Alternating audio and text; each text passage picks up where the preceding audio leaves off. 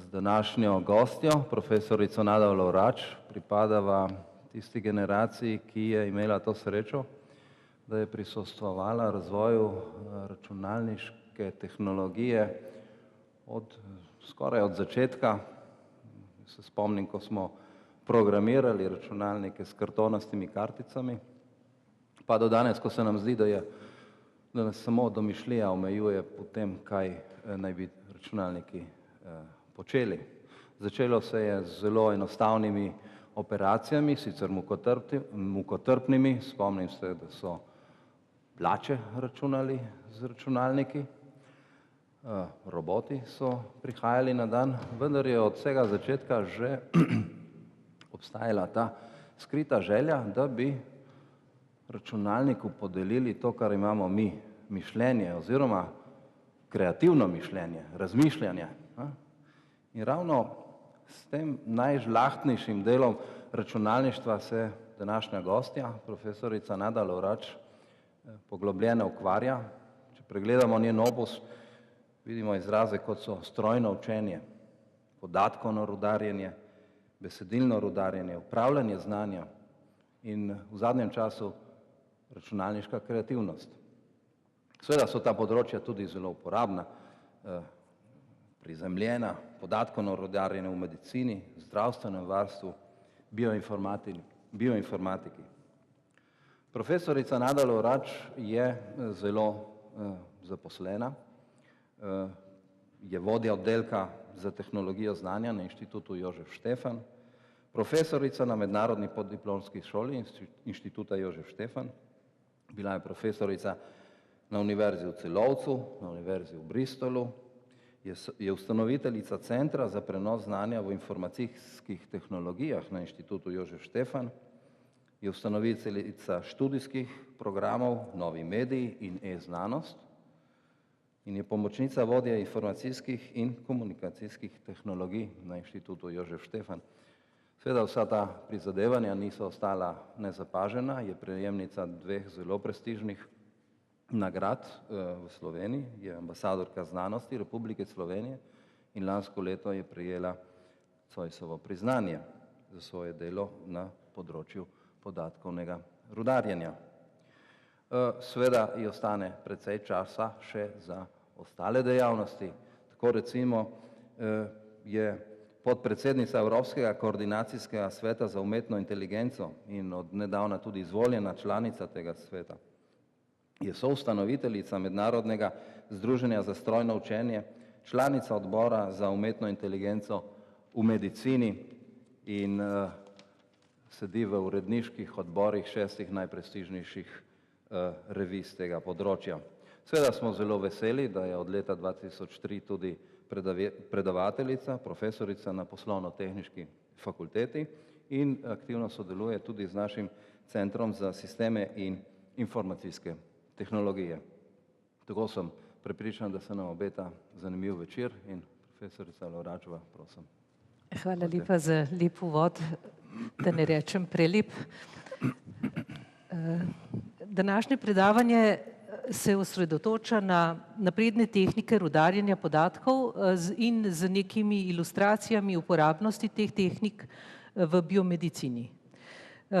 Prvi slajd je samo uvoden, tako da povem, s čim se ukvarjam globalno. Gre za področje računalništva in na področju računalništva smo začeli z raziskavami umetne inteligence pred več kot 30 leti. Zadnje čase smo preimenovali to vrstno področje v področje tehnologije znanja, zaradi tega, ker se ukvarjamo bolj z aplikativnimi vidiki umetne inteligence. Namreč umetna inteligenca kot znanost je bila sprva izrazito teoretično usmerjena, no, ko je pa umetna inteligenca prišla do prvih uspešnih aplikacij, vsi pravijo, ja, to je pa tehnologija.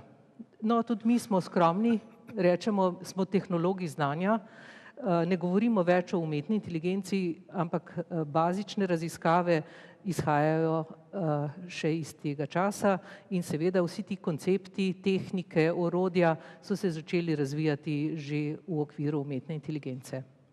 Jaz sem vodja programske skupine tehnologije znanja, v kateri sodelujemo na Inštitutu Jožef Štefan tudi z Univerzo v Novi Gorici. Na Inštitutu Jožef Štefan je poleg odseka za tehnologije znanja v tej programski skupini še laboratorij za umetno inteligenco. Skupaj je to približno 70 raziskovalcev iz področja umetne inteligence in tehnologij znanja. Na inštitutu je pa vsaj še 35 ljudi, ki se s temi tehnikami in orodji ukvarja. Skratka, zelo močna skupina. Zelo močna skupina je pa tudi na Fakulteti za računalništvo in informatiko Inštituta Jožef Štefan. Tudi na Univerzi v Novi Gorici so intenzivne raziskave na tem področju in skupaj tvorimo torej močno programsko skupino. Glavna področja raziskav na tem področju so strojno učenje in rudarjenje podatkov, kar je tema današnjega predavanja. V zadnjem času tudi rudarjenje tekstovnih in spletnih podatkov.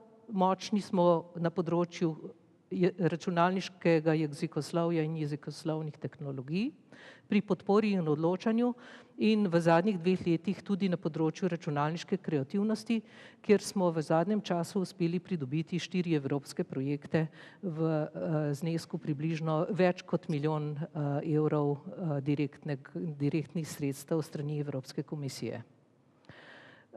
Kot uvod v današnje predavanje bom zelo na kratko razložila, kaj je to strojno učenje kot področje umetne inteligence in predstavila nekaj klasičnih tehnik strojnega učenja. Strojno učenje, rudarjenje podatkov, odkrivanje zakonitosti v podatkih lahko smatramo kot sinonime z rahlim odtenkom različnih pomenov. V tem delu predavanja bom govorila o strojnem učenju. Ideja je, da se stroj uči podobno, kot bi se učil človek. Recimo otrok dobi informacijo, vidi, recimo to je stol, vidi 2 stola, 3 stole, 4 stole in čez nekaj časa razume, kaj je to koncept stol ali pa kaj je to koncept miza in zna razlikovati med stolom in med mizo. Ideja strojnega učenja je, da tudi vidi čim več primerov nekih konceptov in na osnovi videnih primerov zna razlikovati med temi koncepti med seboj. Kako pa ponudimo stroju informacijo? Najpreprostejši način ponuditi stroju informacijo je v obliki ene take preproste tabelarične, preprostih tabel. In tukaj vidimo eno tabelo, v kateri imamo predstavljene ljudi, ki so šli k optiku. To je samo zaradi ilustracije, predstavim tako tabelo. V tej tabeli imamo vrstice, ki ustrezajo osebam, pacientom. V stolpcih imamo neke lastnosti teh oseb. No, ta človek je šel k optiku, da bi dobil kontaktne leče, je optika zanimalo, kakšno ima dioptrijo, koliko je star, ali ima astigmatizem, ali ima normalno ali zmanjšano solzenje in na osnovi teh lastnosti je optik se odločil, ali mu bo dal kontaktne leče, mehke, trde ali pa mu ne bo dal leč.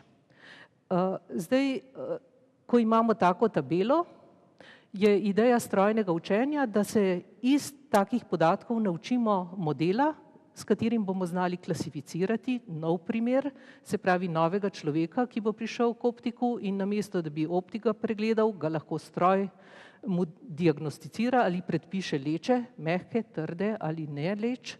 Se pravi, lahko se naučimo avtomatsko klasifikacijskih modelov ali pa poiščemo zanimive vzorce v podatkih. Skratka, vhod v algoritem ali sisteme za rudarjenje podatkov so podatki, v najpreprostejši obliki take tabele, kjer imamo en atribut, ki je posebnega tipa, to je razred, mu rečemo, ali tisti tip atributa, za katerega želimo model zgraditi, da bo model znal klasificirati v enega od tukaj navedenih 3 različnih razredov.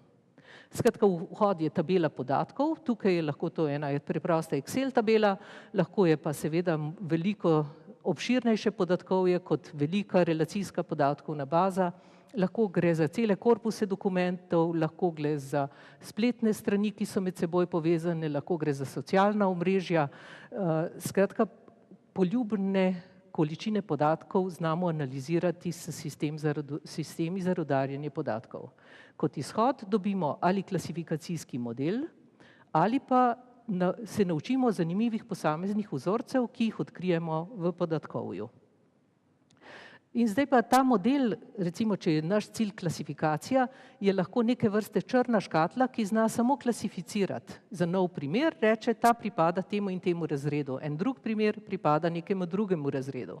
Vendar taka črna škatla, kot so recimo nevronske mreže, ne znajo ponuditi tudi razlage svoje odločitve in ne znajo izluščiti takega modela, ki bi bil ljudem razumljiv. Nas v naših raziskavah zanimajo simbolični modeli, ki ponujajo tudi razlago svojih odločitev. Ogledali smo si že to preprosto tabelo in denimo, da nas zanimajo izluščiti kakšne zanimive vzorce v podatkih. No, in tukaj že s prostim očesom, ker je to zelo mala tabela, samo 24 primerov je, samo 4 atributi so in samo 3 razredi, med katerimi želimo razločevati. Ampak že če malo bolj podrobno pogledamo to tabelo, ugotovimo, da tele plave vrstice je za vse njih značilno to, da če je solzenje zmanjšano, ta človek ni dobil leč. Zmanjšano ne, zmanjšano ne, zmanjšano ne, zmanjšano ne in tako naprej. Skratka, to je en preprost vzorec, ki ga lahko izluščimo iz teh podatkov, iz te preproste tabele. No, in če ta vzorec zapišemo v obliki logičnega pravila, je to pravilo, če ima človek zmanjšano solzenje, potem ne bo dobil predpisanih kontaktnih leč. Se pravi, v prvem koraku smo potrebovali podatke, v drugem koraku smo izluščili en zanimiv vzorec iz teh podatkov že na oko. Zdaj pa si predstavljate, da imamo na vrstic 10 000, atributov 5 000, potem bi bilo pa veliko težje izluščiti tak vzorec iz podatkov. Zanima nas seveda tudi izluščiti klasifikacijske modele in pridobiti novo znanje o problemski domeni. V tem primeru smo se z uporabo algoritma za gradnjo odločitvenih dreves naučili naslednjega modela. Ta model beremo na naslednji način. Najinformativnejši atribut, ki zna ločevati med primeri, se pravi med pacienti, ki so dobili mehke, trde leče ali ki niso dobili leč, najinformativnejši atribut je atribut solzenje in če je zmanjšano, je odločitev neposredna, to, da noben od pacientov v podatkovni bazi ni dobil leč. Če je pa normalno, je pa še odvisno od astigmatizma. Če pacient nima astigmatizma, so mu bile predpisane mehke leče in to je bilo pri pogoju, da je imel normalno solzenje in ni imel astigmatizma. Če je imel pa normalno solzenje in je imel astigmatizem, je pa odločitev bila še odvisna od dioptrije. Če je bil kratkoviden, je dobil trde leče, če je bil daljnoviden, pa ni dobil leč. Zdaj, tak model lahko avtomatsko izluščimo z uporabo algoritma za učenje odločitvenih dreves. Da pa tak model postane novo znanje, ga mora seveda potrditi človek ekspert. Dokler ga ne potrdi človek ekspert, je to samo znanje, ki je bilo izluščeno ali naučeno iz podatkov. In radi rečemo, če so podatki slabi, bo naučeni model slab. Garbage in, garbage out. Se pravi, če boste imeli slabe podatke ali nedovoljšno število podatkov, se potem ne morete zanesti na model, da bo pravilno klasificiral ali pa da bo predstavljal znanje. No, mi smo pač ta model, ki je preprost za ilustrativne namene, če ga preizkusite na samem sebi, če ste kdaj bili pri optiku in ste hoteli dobiti leče, verjamem, da bo v večini primerov model pravilno diagnosticiral oziroma predvidel, ali leče rabite ali ne. No, seveda, četrti korak je pa potem uporaba tega avtomatsko naučenega znanja. To znanje smatramo kot uporabno, kot en dodatni pripomoček, kot dodatna knjiga, kot dodatno ekspertno mnenje, ki lahko samo obogati človeško znanje z svojo uporabnostjo na osnovi historičnih podatkov. Se pravi, če so bili ti historični podatki korektno zbrani in če jih je dovolj, se lahko na to mnenje dobro zanesemo, ukolikor je osnovno klasifikacijo, recimo v tem primeru to klasifikacijo, naredil res najboljši ekspert. Če pa je to klasifikacijo naredil nekdo, ki ni vreden zaupanja, potem modelu ne smemo zaupati. No, to je bil kratki uvod. Skratka, začnemo s podatki. Najpreprostejša oblika podatkov so take tabele. Naučimo se lahko klasifikacijskih modelov, kot je na primer model za napovedovanje, ali nekdo dobi kontaktne leče v obliku odločitvenega drevesa. In kako se pa sistem odloči, kako naj zgradi to odločitveno drevo? V prvem koraku se vpraša, kateri atribut naj izbere in ga postavi v koren odločitvenega drevesa. Sistem bo izbiral med vsemi temi atributi starost, dioptrija, astigmatizem, solzenje in bo poskusil ugotoviti, kateri je najinformativnejši atribut. Najinformativnejši atribut bo tisti, ki bo najbolj zmanjšal entropijo učne množice. Entropija množice je največja, recimo, da imamo dva razreda. Entropija množice je največja takrat, kadar sta oba razreda enakomerno porazdeljena v množici. 50% enih, 50% drugih. To je največja entropija. In mi želimo z izbiro informativnega atributa zmanjšati entropijo učne množice, tako da bi bile podmnožice, ki jih izluščimo, čim bolj kompaktne, v tem smislu, da bi bile te podmnožice vse take, da pripadajo istemu razredu. In entropija množice je ena taka krivulja, izračunana s tako formulo. Največja entropija je, kadar je porazdelitev obeh razredov, recimo pozitivnega in negativnega razreda, če je 50-50. Če je zelo veliko pozitivnih primerov, se pravi primerov enega razreda in zelo malo primerov drugega razreda, je entropija majhna. In tudi obratno, če je zelo veliko recimo primerov unega drugega razreda, pa malo primerov tega razreda, je tudi majhna. Tle nekje vmes je pa entropija nekje okrog 0,5. Skratka, cilj nam je, da bi z izbiro atributov poiskali take podmnožice, ki bojo imele nizko entropijo. No in dejansko, če izberemo atribut solzenje, smo že izločili izmed teh 24 primerov, 12 primerov, ki so vsi takšni, da pripadajo istemu razredu ne. Ko smo to naredili, smo iz te množice vseh primerov 24 od začetku prenesli na to stran samo še 12 primerov. Ti primeri pripadajo še vedno 3 različnim razredom. Spet se vprašamo, kateri je najbolj informativni atribut, ki bo omogočil, da bomo to množico, manjšo množico primerov zdaj spet razbili na podmnožice takšne, ki bojo čim bolj kompaktne glede na ciljni razred. In tako ponavljamo in ponavljamo, dokler ne dobimo spodobnega modela. Odločitvena drevesa niso edini način predstavitve znanja pri učenju klasifikacijskih modelov. Alternativa temu so klasifikacijska pravila, ki jih beremo takole. Če je zadoščeno pogoju, recimo solzenje zmanjšano, potem lahko napovemo razred kontaktne leče ne. Ali pa, če je solzenje normalno in astigmatizem da in dioptrija daljnovidnost, potem leče ne. Ali pa solzenje normalno in astigmatizem ne, potem mehke leče. In četrto klasifikacijsko pravilo, če je solzenje normalno, astigmatizem da in dioptrija kratkovidnost, potem trde leče. In če pogledate ta pravila, natanko ustrezajo pravilom, ki bi jih lahko zapisali tudi z branjem tega odločitvenega drevesa. To je zdaj pač pri tem študijskem primeru tako, praviloma pa, če uporabimo algoritem za učenje odločitvenih dreves ali pa klasifikacijskih pravil, ne bomo dobili popolnoma 1:1 preslikave med njimi, sigurno pa bomo našli neke podskupine, ki bodo si med seboj podobne in tudi opisane s približno istimi pokazatelji. Ponavadi pri učenju logičnih pravil, kot je bilo, in klasifikacijskih pravil, kot smo jih videli tukaj, prevedemo problem večrazrednega učenja na dvorazredni učni problem.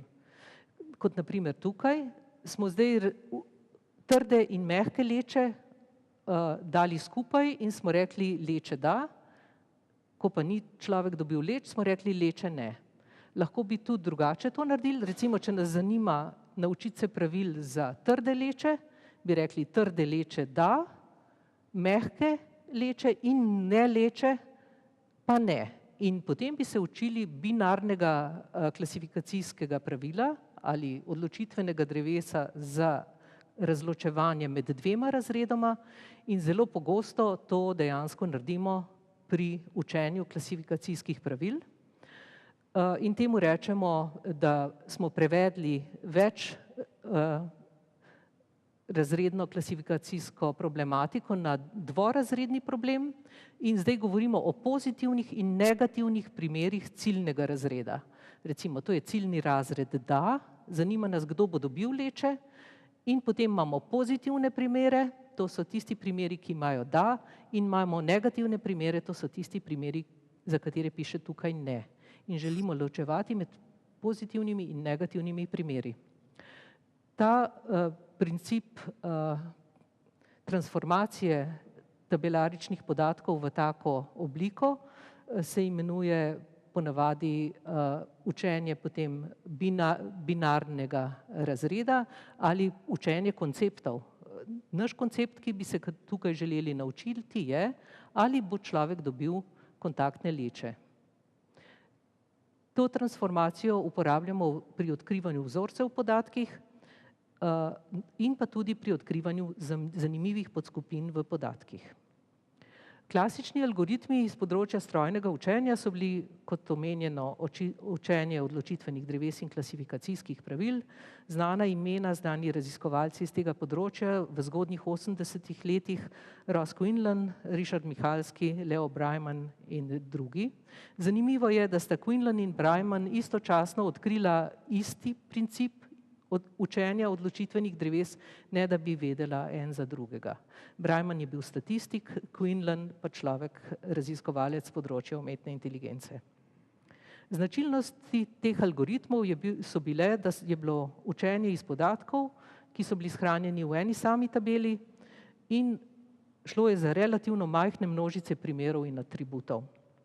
No in v 80-ih potem pa je prišlo do pravega razcveta raziskav na tem področju, nove konference, International Machine Learning Conference, European Machine Learning Conference, in pa na velikih konferencah z področja umetne inteligence so nastale sekcije za strojno učenje, na Evropski mednarodni konferenci umetne inteligence, ameriški konferenci iz tega področja. No in počasi se je pa začel nabor učnih nalog in novih algoritmov širiti in zdaj počasi prehajamo na bolj zanimive tematike.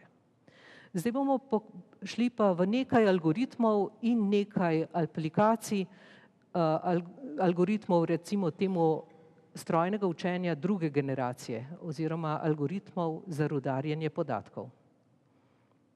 Po letu 90 namreč je prišlo do industrijskega standarda oziroma jasno definirane metodologije, kako naj se človek loti problema analize podatkov. Ta metodologija se imenuje CRISP-DM in še vedno se je začuda, še vedno se je držimo tudi mi raziskovalci iz tega področja. Gre za to, da iz podatkov najprej izluščiš zanimive tiste podatke, ki te res zanimajo, jih preoblikuješ v tisto obliko, ki jo zahteva algoritem za rudarjenje podatkov. In tukaj je rudarjenje podatkov samo eden izmed zelo zahtevnega koraka v celotnem postopku odkrivanja zakonitosti v podatkih. Ocenjuje se, da je ta korak, v katerem strokovnjak za rudarjenje podatkov uporablja ta algoritem in poskusi zgraditi model ali najti vzorce, zahteva vsega skupaj 15% do 20% celotnega truda.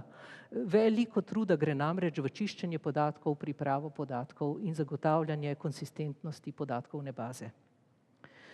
Začeli so se razvijati novi algoritmi, tako algoritmi za učenje klasifikacijskih modelov kot Bayesovske mreže, večrelacijsko učenje, statistično-relacijsko učenje, metode podpornih vektorjev ali support vector machines in še mnoga druga orodja.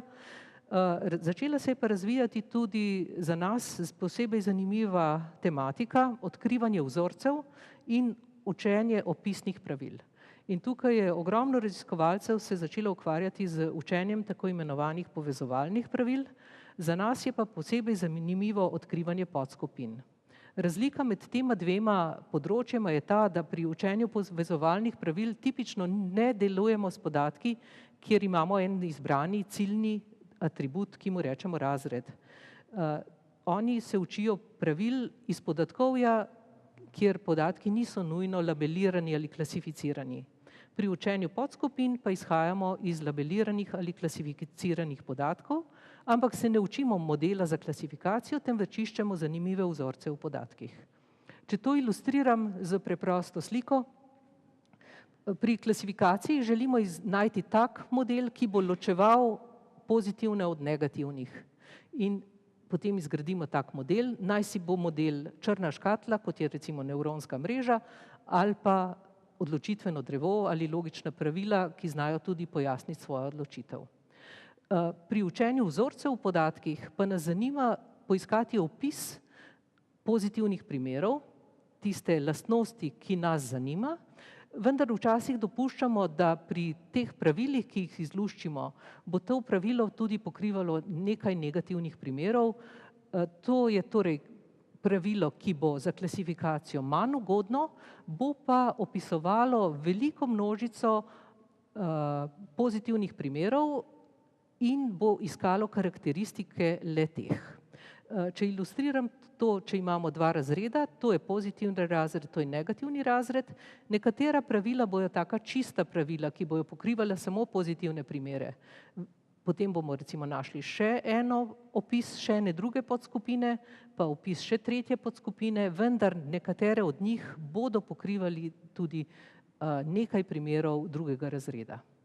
Torej ne bojo povsem čiste, vendar bojo pa kljub vsemu morali biti zanimive za uporabnika. Skratka, izhajamo iz podatkovja, v katerem imamo ciljni razred, binarni, da ali ne.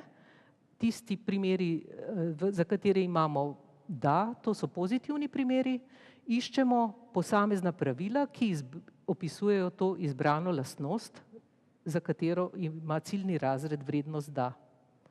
Algoritmi za odkrivanje podskupin se naučijo več teh med seboj neodvisnih pravil, vsako opiše podskupino primerov s podobnimi lastnostmi in naša zahteva bo, da so te skupine dovolj velike, se pravi, da so dovolj zanimive, ne bomo opisali enega samega človeka, opisali bomo skupino ljudi, ki ima zanimive lastnosti skupne. Vendar mora biti te podskupine tudi signifikantne v smislu testa statistične signifikantnosti. Če ilustriramo na primeru, imeli smo paciente, več 100 pacientov z obolenjem s koronarnim obolenjem. Za njih smo imeli opise anamneza in laboratorijske teste, vrednosti EKG-ja in cilj nam je bil najti v populaciji skupine ljudi z visokim rizikom za obolelost za koronarno bolezen. Mi smo izluščili približno 10-15 tovrstnih pravil, potem je pa ekspert izbral izmed teh pravil tista, ki imajo najboljši potencial za to, da lahko v neki javni kampanji obvestimo ljudi, da so potencialno ogroženi za to bolezen. Recimo, poiskali smo 5 takšnih skupin po izboru eksperta, Prvi so bili recimo moški s pozitivno družinsko anamnezo in starostjo nad 46 let.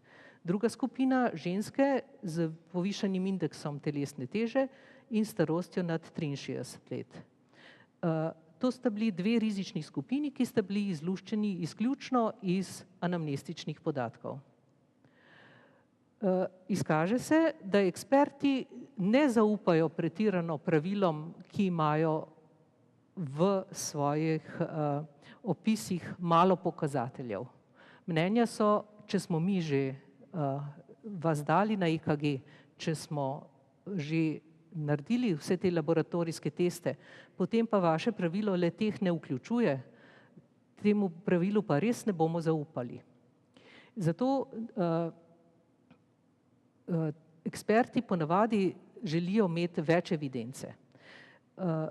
In če to vrstno skupino obogatimo s še dodatnimi pokazatelji, ki jih recimo naračunamo s preprostim Hi-kvadratom testom, statističnim testom signifikance, lahko obogatimo opis te skupine tudi s tem, da recimo ženske z povišanim indeksom telesne teže in starostjo nad 63 let, za to skupino ljudi je karakteristično tudi to, da imajo pozitivno družinsko anamnezo, visok krvni pritisk, povečan DLD vrednost holesterola ter znižano HDL vrednost holesterola. Tako obogaten opis se je zdel pa zdravnikom sprejemljiv in so ga dejansko privzeli kot zanimivega. Gremo pa zdaj na kompleksnejšo problematiko. Mikromreže in odkrivanje podatkov oziroma zanimivih podskupin na takem težjem podatkovju. To je podatkovje z področja funkcijske genomike in kot tipična domena za znanstveno odkrivanje zakonitosti je takšna, da imamo ogromno količino genov, pa tipično zelo malo primerov, iz katerih bi se lahko pametnih klasifikatorjev ali zanimivih opisov tudi naučili. Skratka, veliko število atributov ali genov v primerjavi z številom primerov, to je tipično nekaj, kar za strojno učenje ni dobro. Mi hočemo imeti zelo veliko tabelov v tej smeri, veliko primerov in sorazmerno malo atributov. Nenadoma imamo zelo malo primerov in ogromno atributov.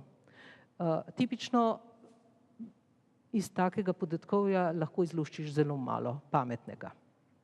No, ampak smo se morali pa lotiti problematike na malo drugačen način.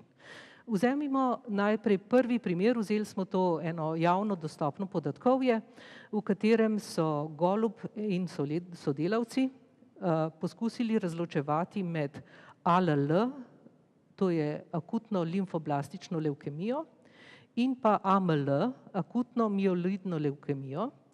In vsega skupaj je bilo nekaj 10 primerov in 34 primerov v ločeni testni množici. Vsak primer je pa bil opisan z izraženostjo genov velikostnega reda več kot 7000 genov. No, kako se ta problematika ponavadi rešuje? Ponavadi so, za razliko od naše navade, pri nas imamo navado, da imamo paciente v vrsticah, oni imajo drugačno navado, oni imajo gene v vrsticah in paciente v stolpcih. No, potem moramo mi to podatkovje v krog obrniti in potem iz vsake mikromreže izluščimo najprej v predprocesiranju opis, kakšna je ekspresivna vrednost posameznih genov in recimo, da jih je 7000 ali 10 000 in kot rečeno, imamo malo primerov in zelo veliko atributov. Če si to ilustriramo tudi na tej sliki, recimo, da je razred A ALL diagnoza, razred B je AML diagnoza in na tako pogledamo take slike, že vidimo, da so karakteristični tele geni za prvi razred in tele geni so bistveno diferencialno izraženi v primerjavi z temi geni za drugi razred. Vendar to bi bilo treba zdaj nekako tudi opisati.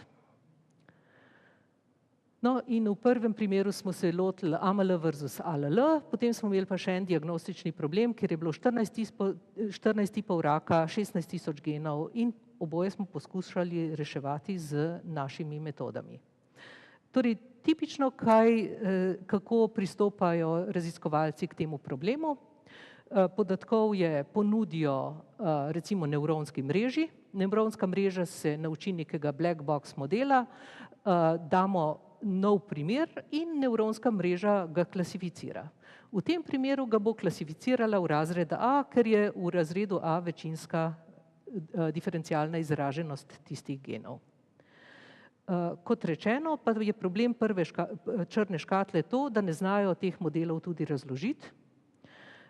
In kot alternativni pristop smo mi ponudili identifikacijo množic diferencialno izraženih genov in smo prispevali s tem k področju raziskav, ki se mu po angleško reče gene set analysis. In naš pristop je bil odkrivanje zanimivih podskupin v podatkih. S tem smo izluščili opisna pravila, ki omogočajo tudi razlago. Ponovno, tako kot pri tistem primeru pacientov z obolenjem srca, ko smo iskali rizične skupine pacientov, tudi tukaj lahko izluščimo, da je določen gen, ki je diferencialno izražen, karakterističen za AML, ampak tudi to, da nek drug gen ni diferencialno izražen, je karakteristično. Ali pa za levkomijo, da je tale gen, ki je diferencialno izražen in nek drug gen, ki ni diferencialno izražen, da sta to zanimiva pokazatelja, ki karakterizirata paciente, ki imajo določen tip raka. To delo smo opravili skupaj z zdravnikom Jakobom Tollerjem iz Amerike in stvar je bila objavljena v spodobni znanstveni publikaciji.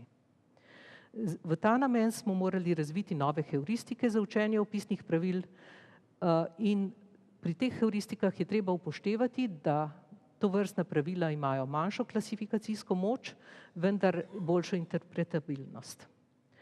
In kako pa se učimo teh pravil? Recimo, če so tole pozitivni primeri označeni s plus, tole so negativni primeri označeni z minus, najprej se naučimo enega pravila, opišemo ga z recimo 2 pogoji, nato se naučimo drugega pravila, recimo opišemo z 2 ali s 3 pogoji in pri pokrivnem algoritmu vedno tiste pokrite primere izločimo iz učne množice. V našem novem pristopu teh primerov ne izločujemo več iz učne množice, ampak jim samo zmanjšamo utež, zato da bo imeli manjšo možnost nastopiti pri učenju naslednjega novega pravila. Razviti smo morali tudi nove heuristike, s katerim smo ocenjevali kvaliteto atributov oziroma teh pokazateljev in pa tudi na koncu, s katerimi smo ocenjevali kvaliteto naučenih pravil, v kateri smo na nek način morali utežiti pokritost v odnosu na natančnost posameznega pravila. Tovrstna orodja in algoritme smo vključili v platformo za rudarjenje podatkov, imenovano Orange, ki je bila razvita na Fakulteti za računalništvo in informatiko in pa tudi v našo novo platformo Orange for Web Services, ki smo jo razvili na Inštitutu Jožef Štefan.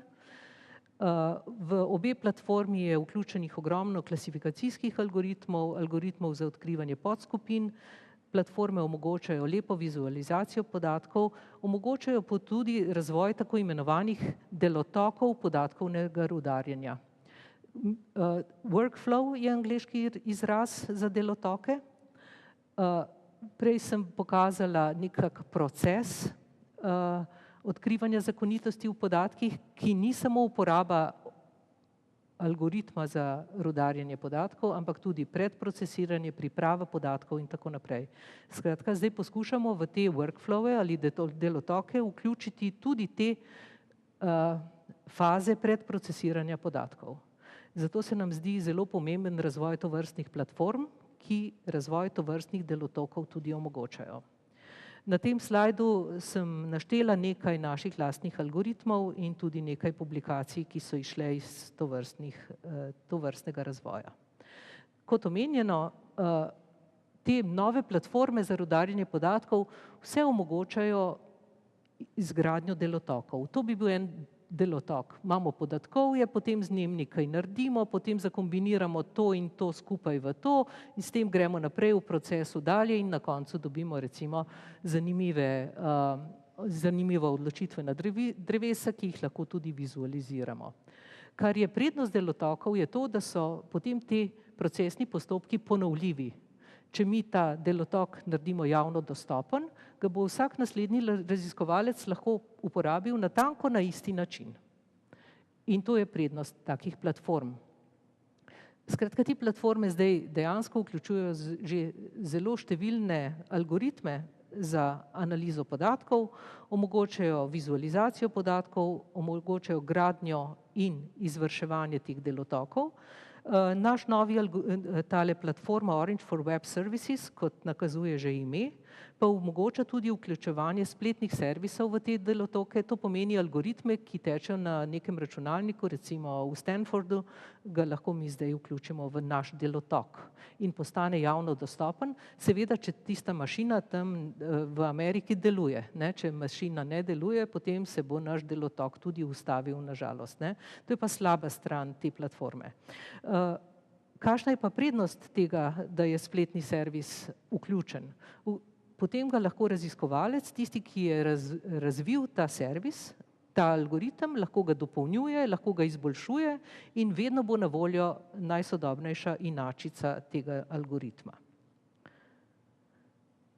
Zdaj gremo pa na nekaj delotokov, ki so bolj kompleksni kot pa en sam algoritem za strojno učenje. V ta namen gremo najprej na malo bolj kompleksno podatkovje, naprimer relacijska podatkovna baza. Se pravi, to ni več ena sama tabela, ampak so medsebojno povezane, množica medsebojno povezanih tabel. In spet delamo učenje ali relacijsko rudarjenje podatkov iz teh tabel. Spet se želimo naučiti modela za klasifikacijo ali pa množice vzorcev. Naš pristop k temu je bil poenostavitev obširnega relacijskega podatkovja na eno samo tabelo, ki jo potem rudarimo s klasičnimi orodji. Na tem področju smo bili med prvimi, ki smo se tega propozicionalizacijskega pristopa domislili. To je bilo objavljeno tudi v eni knjigi. Uredili smo pa tudi eno drugo knjigo in končno leta 2012 je pa išla tudi ena temeljna knjiga z področja strojnega učenja oziroma učenja pravil. Če gledamo na kompleksna podatkovja, vidimo, da po eni strani je kompleksno podatkovje lahko v relacijski podatkovni bazi, ki je obširna, velika, veliko med seboj povezanih tabel. Kompleksnost pa je lahko povzročena tudi z kompleksnimi podatki samimi, kot na primer molekule. Molekula je kompleksno podatkovje, zaradi tega, ker je recimo ena molekula sestavljena iz več atomov, ti atomi so med seboj povezani, nekateri atomi so povezani z vezmi, ki so single bond ali pa dvojna vez. Skratka, že lahko, da imamo malo molekul v našem podatkovju, vendar so te lahko izredno kompleksne. Se pravi, tudi to vrstna kompleksnost je potrebna posebne pozornosti. V zadnjem času se pa poleg tovrstnih kompleksnih podatkov pojavljajo na spletu tudi tako imenovane ontologije, ki poskušajo urejati človeško znanje v neke hierarhije in v neke koncepte in koncepte, ki so med seboj povezani.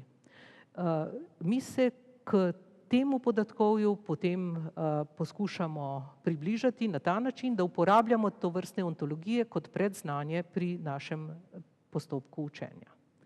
Oglejmo si Gene Ontology kot eno klasičnih ontologij.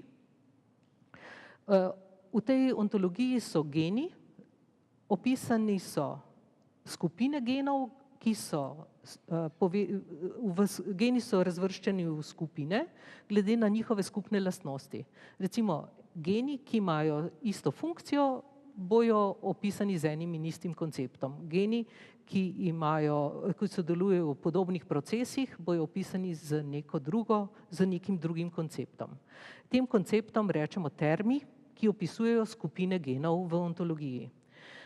Poleg teh vozlišč v tovrstnem grafu ali v tovrstni hierarhiji, ki se ji reče ontologija, so pa še dodatne povezave, namreč povezave so iz ali part of, to so relacije med tovrstnimi vozlišči, ki tudi povezujejo te skupine genov med sabo. V spodnjem delu hierarhije imamo posamezne gene, višje kot gremo, pa predstavljajo večje in večje skupine genov, ki so opisani z podobnimi lastnostmi. Se pravi, imamo hierarhično strukturo plus dodatne relacije. No in če si vzamemo eno tako pač to gene ontology kot vir predznanja za dodatno učenje, to smo v enem delu doktorskega študenta Trajkovskega leta 2008 uporabili za učenje zanimivih podskupin. Zakodirali smo znanje iz ontologije v obliki prologovih dejstev. Prolog je pač nek programski jezik, ki je bil pred leti izredno popularen, zdaj seveda izgublja na popularnosti. Potem smo rangirali gene na tiste, ki so diferencialno izraženi za določeno tip raka versus onih, ki niso. In smo poskušali za zgornje najvišje rangirane gene poiskati klasifikacijske modele oziroma poiskati zanimive vzorce v podatkih. Zdaj smo imeli na ta način pretransformirano podatkovje in naš propozicionalizacijski algoritem začne pa potem iz teh podatkov kreirati zanimive značilke, značilne nove atribute, ki so lahko izredno kompleksni. Potem pa na osnovi teh kompleksnih atributov, ki jih postavimo v stolpce naše tabele, dobimo standardno tabelo, kot naprimer nek kompleksen atribut je izražen ali pa ni izražen je ali pa ni prisoten za določene gene. Naprimer, če rečemo tako, taka kompleksna značilka je množica genov, katerim smo dali številko 223, so tisti geni, ki so v interakciji z to množico, ki imajo dano funkcijo, ki je anotirana s to številko koncepta v genski ontologiji in ki sodeluje v določenem procesu, ki je anotiran tudi z nekim konceptom v ontologiji. Mi naračunamo take kompleksne konjunktivne pogoje vnaprej in jih potem lahko uporabimo kot nove atribute pri iskanju opisnih pravil. Tovrstni pristop smo implementirali tudi v naši platformi Orange for Web Services in če pogledamo problem mutagenosti in razločevanje molekul glede na njihovo mutagenost, da so ali niso mutagene, smo naračunali tovrstne kompleksne značilke in jih potem uporabili pri učenju opisnih pravil za molekule in razločevanje, njihovo razločevanje glede na mutagenost.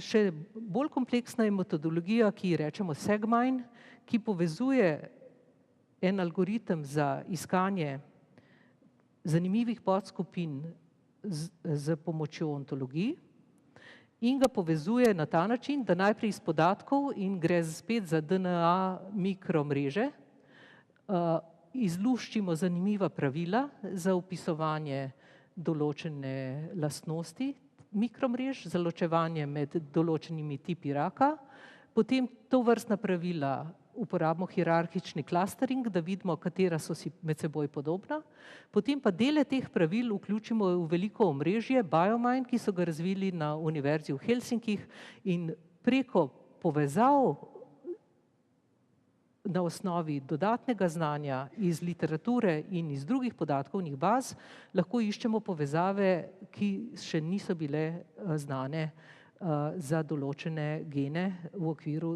določenih skupnih pravil. Tudi to imamo implementirano v naši spletni platformi in vsak tak workflow, ki je objavljen v članku, lahko od zdaj naprej uporabi katerikoli raziskovalec na svetu na novih podatkih. Kaj je tukaj torej zanimivega? Ta orodje SegMine smo uporabili za semantično analizo izraženosti skupin genov z uporabo predznanja v obliki ontologij. To orodje aktivno uporabljajo raziskovalci Nacionalnega inštituta za biologijo in skupaj smo pri aplikaciji, pri analizi človeških izvornih celic postavili nove hipoteze, ki omogočajo izboljšano razumevanje mehanizmov senescence. Se pravi, kdaj izvorna celica ima tendenco, da hitro umre in kdaj pa uspešno preživi. Druga metodološka, večji metodološki sklop, ki smo se ga lotili zadnje čase, je razvoj modelov, dinamičnih modelov in v tem primeru je šlo za razvoj modela za iskanje modela, dinamični model za obrambo odgovora rastlin na napad virusa. Pri razvoju dinamičnih modelov moramo najprej razviti strukturo tovrstnega modela. Često delčke te strukture najdemo že v literaturi in jo lahko zakodiramo, recimo en raziskovalec je en tak del modela sam razvil in ga objavil, en drug raziskovalec takega, tretji raziskovalec takega. Mi ga lahko zdaj, te njihove modele lahko prekodiramo in jih lepo vizualiziramo z nekim vizualizatorjem za grafe. No, konkretno v našem primeru smo sami razvili te modele in jih potem prikazali z BioMine vizualizatorjem grafov. Tukaj gre za etilensko kislino, jasmonic acid in salicilno kislino. In to je bila naša začetna struktura modela, ki smo jo zgradili ročno. Potem pa smo uporabili kot vir članke iz PubMeda, to je velike bibliografske podatkovne baze, ki kodira več tisoč revij in dnevno se tam nabere več tisoč referenc, več tisoč člankov na dnevni bazi. Popolnoma nemogoče je slediti sodobni literaturi. Ideja tukaj je bila zdaj, ali lahko avtomatsko izluščimo relacije, ki jih lahko potem avtomatsko pripnemo na ročno zgrajeni strukturni model, na ta način, da te relacije izluščimo kar iz literature. In dejansko je bila na inštitutu razvita metodologija imenovana BioTreeGraph za avtomatsko luščenje relacij iz biomedicinskih člankov. Na ta način smo poleg tistih rdečih relacij, ki smo jih imeli v naši osnovni strukturnem modelu, smo izluščili še celo veliko število novih relacij, med katerimi so bile tudi nove direktne relacije, ki smo jih potem ovrednotili v sodelovanju z eksperti iz Nacionalnega inštituta za biologijo in smo dejansko z njimi obogatili ta strukturni model. Tudi to je implementirano v platformi Orange for Web Services in tudi v naši najnovejši platformi, ki jo imenujemo Cloudflows. Kaj je ideja te platforme Cloudflows? Vse dosedanje platforme je bilo treba naložiti na računalnik, rabil si instalacijo platforme, potem si jo lahko šele zagnal. Ta platforma je pa spletna platforma in vsak delotok je dosegljiv s preprostim klikom na spletno stran. Ko ti klikneš na tako objavljeno spletno stran, pride delotok kar k tebi na tvoj ekran. In s pritiskom na gumb se ta delotok izvede. To pomeni, če bi vsi raziskovalci na svetu na ta način delali, bi imeli na voljo ne samo njihovo znanje, kako so oni razvijali določene algoritme, ampak bi lahko prvič ponovili njihove eksperimente in drugič bi lahko njihovo metodologijo uporabili zelo preprosto nad novim podatkovjem.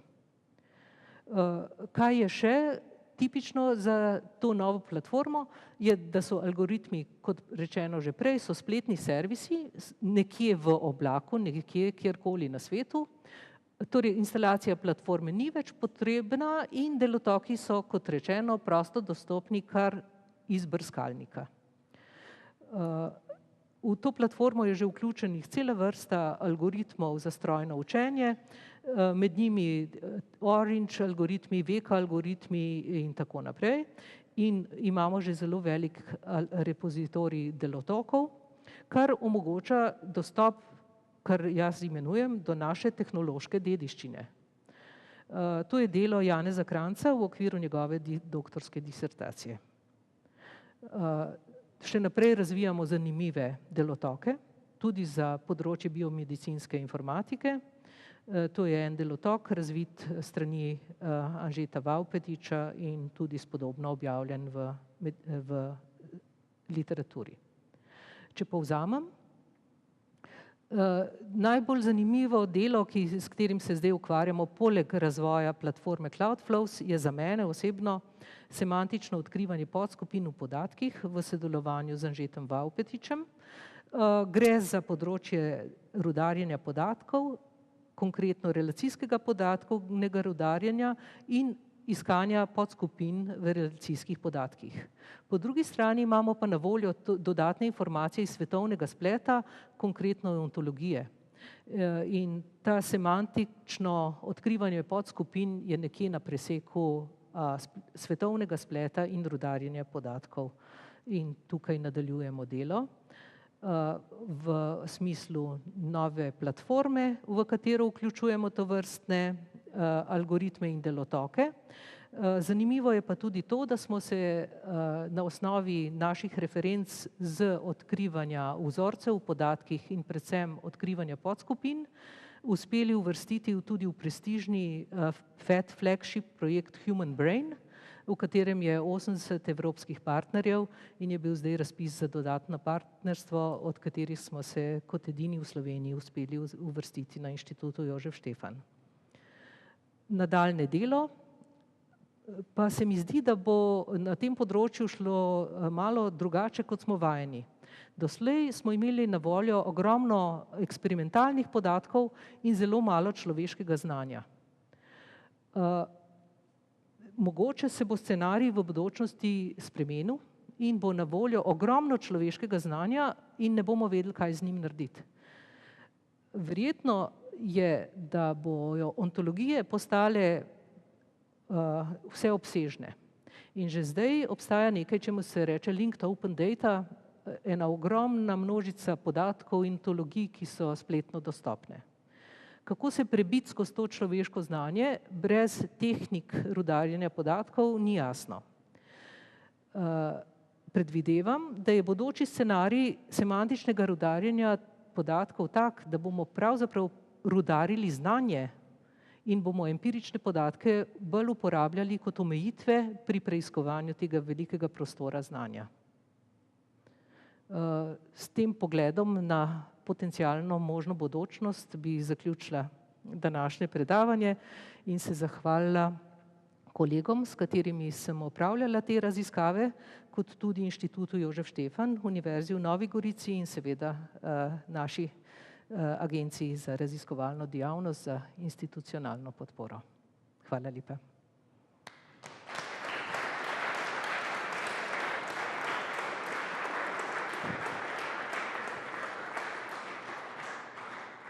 Hvala, profesor Lavračeva, za tako lepo predavanje. Izvolite se vse za kratek pogovor, mogoče zdaj.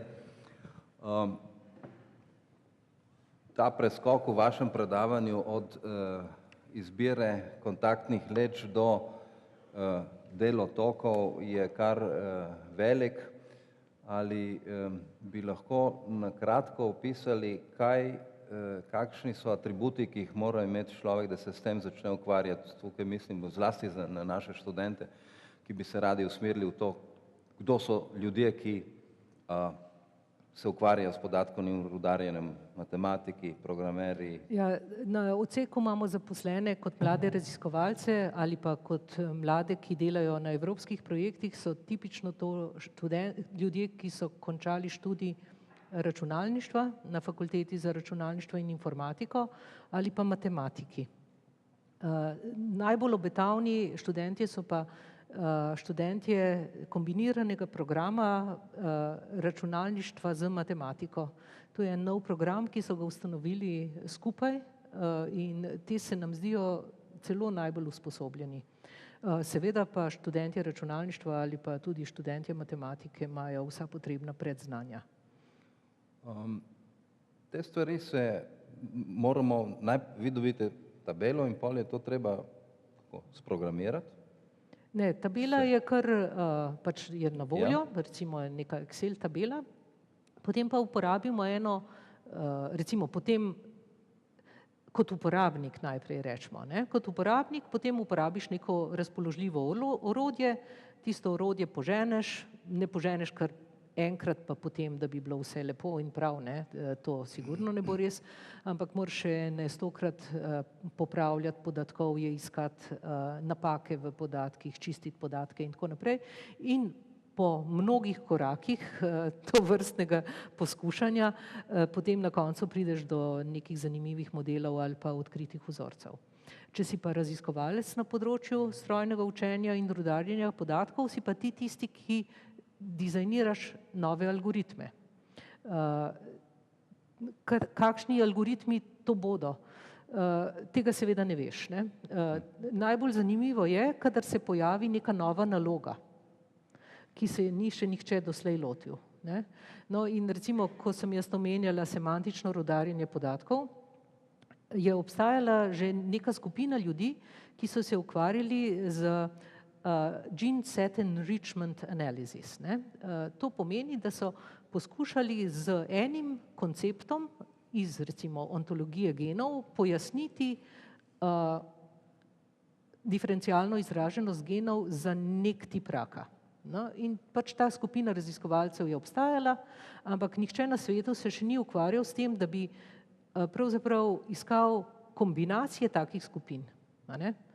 Ker pravzaprav ni rečeno, da je en opis, neka funkcija gena karakteristična kar za pač nek tip raka, ne? Lahko je pač neka funkcija gena, pa sodelovanje v nekem procesu in tako naprej. Skratka, nek konjunkt nekih pogojev, ne?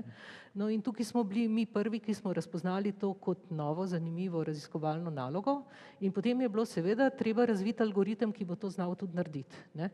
In ta algoritem pa ni bilo tako preprosto razviti, ne? Ker smo morali pa pomisliti zdaj, a naj gremo zdaj pri preiskovanju teh velikih ontologij od spodaj navzgor, se pravi od posameznih genov k konceptov, ki povezujejo te gene v skupine, ali naj gremo od zgoraj navzdol, se pravi vzamemo najširši koncept najprej, potem ga pa specializiramo, ali naj naredimo kombinacijo tovrstnih pristopov, potem je treba razviti nove heuristike, s katerim bomo ocenjevali kvaliteto naučenih pravil in tako naprej.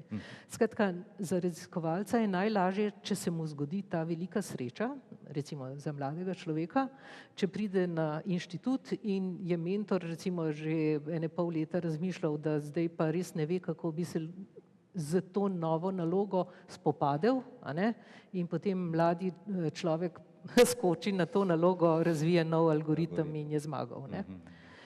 Včasih se pa zgodi tudi ta nesrečna situacija, da imamo čudovito idejo, ne, potem pa se 4 leta nič ne zgodi. Zaradi tega, ker je bila ideja preambiciozna, ne. In če se to zgodi mlademu raziskovalcu, potem najdeš drugačno pomožno rešitev in mu daš kakšno lažjo nalogo, ki jo potem zlahka reši. Problem pa ostane še vedno nerešen in ga bo reševal še naslednji. Kakšno vprašanje mogoče z občinstva? Prav gotovo.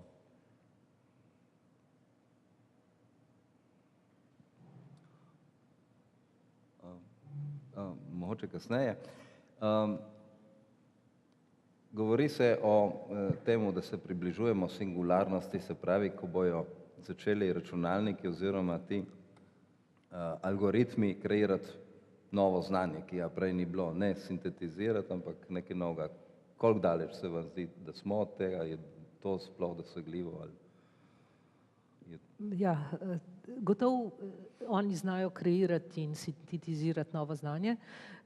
Kot rečeno, ga bomo pa smatrali za znanje šele potem, ko ga bojo ljudje sprejeli kot znanje. Zdaj oni lahko cele noči računajo, ne, pa lahko skreirajo 500 milijonov pravil, ampak človek, ki bo pa moral ovrednotiti. Oni bojo lahko tudi ovrednotili to, če na nekem obširnem podatkovju, a ne, in bojo lahko ponudili človeku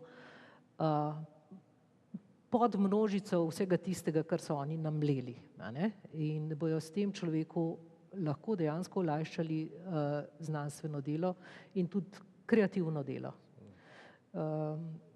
Bottleneck bo človek. Ja. Mi je prišlo na misel, ko ste govorili na začetku o velikem številu parametrov in majhnem naboru meritev. Tudi v tem primeru velikih podatkovnih baz se nam to zgodi, da se zapletemo v eno smer, kjer je malo meritev. Ali so te rešitve oziroma odgovori, ki jih dobimo, opremljene s tem podatkom, da je bilo to? Ja. Vsako od teh pravil, jaz se s tem nisem tukaj ukvarjala, ampak vsako od teh pravil je opremljeno z mero kvalitete, iz katere je popolnoma jasno, kakšna je podpora, kakšno je zaupanje, kakšna je signifikantnost tovrstnih pravil. No, in jaz sem se pač v tem predavanju precej osredotočala na tako podatkovje, kot so mikromreže, ker je malo meritev, pa zelo veliko karakteristik ali genov. No, sedanji trend v podatkovnem rudarjenju je tako imenovan Big Data Analytics, ko pa je ogromno podatkov, se pravi, ko so tabele, recimo, da so tabele, enormne po številu vrstic, enormne po številu stolpcev. No, ampak Big Data Analytics se pa pravzaprav ukvarja z enormnimi omrežji. Se pravi, preiskovanje ogromnih grafov in potem poskus izluščiti iz teh ogromnih grafov, recimo socialnih omrežij ali pa kakšnih drugih povezav, recimo od najpreprostejši je povezave med avtorji člankov, ampak dobro, to je zdaj zelo preprosto. Ali pa velika omrežja nekih meritev ali pa senzorji, ki sproducirajo neskončne količine podatkov, pa še časovno so opremljeni. En senzor je v tem trenutku nekaj izmeril, potem je pa izmeril nekaj drugega čez 2 minuti. Zdaj, kako se spopasti s tako enormno količino podatkov, to je zdaj velik izziv in tudi Evropska komisija intenzivno financira raziskave z področja Big Data Analytics in to je zdaj buzzword. Tako kot je nekoč je bil buzzword strojno učenje, potem je postal buzzword podatkovno rudarjenje, potem je postal buzzword odkrivanje zakonitosti v podatkih, zdaj je buzzword Big Data Analytics. In če ne delaš Big Data Analytics, ne boš dobil denarja za raziskave. Ja, ampak je pa res, da se je pa tudi podatkovje samo se je dejansko prihaja do ogromnih količin podatkov, ki jih je s klasičnimi metodami težko mleti. In potem gre za paralelno računanje v oblaku, obstajajo posebne tehnike od MapReduce in tako naprej, kako se zdaj lotiti, kako algoritme prilagoditi temu računanju nad ogromnimi podatkovji. Seveda pa je treba tudi tehnike same razviti, ki bojo čisto drugačne, kot so bile tehnike doslej. No, in v analizi velikih grafov iščeš zanimive podgrafe, vse sorte se dogaja. Pač moje predavanje se ni na to osredotočalo. Poskusimo še kaj s publiko.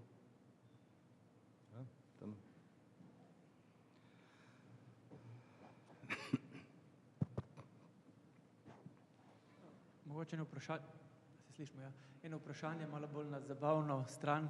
Kdo uporablja te metode pri analizi šahovskih iger? Recimo, da bi si šahisti s tem pomagali najti zmagovito pravilo podatkov digitalnih, verjetno je ogromno na razpolago. A se da s tem kaj naučiti ali tam to ne gre? Ja, torej dejstvo je, da je računalnik že premagal največje velemojstre, ni pa uporabljal ta računalnik metod strojnega učenja, ampak je uporabljal brute force pristop preiskovanja vseh možnih stanj.